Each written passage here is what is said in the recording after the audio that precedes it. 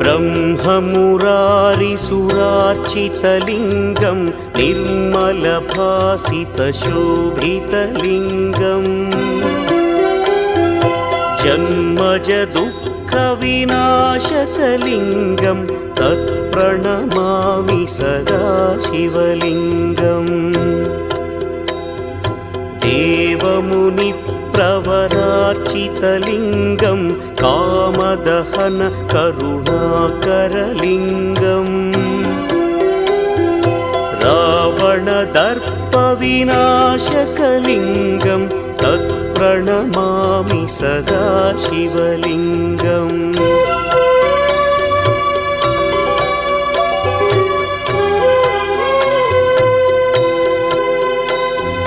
सर्वसुगन्धसुलेपितलिङ्गं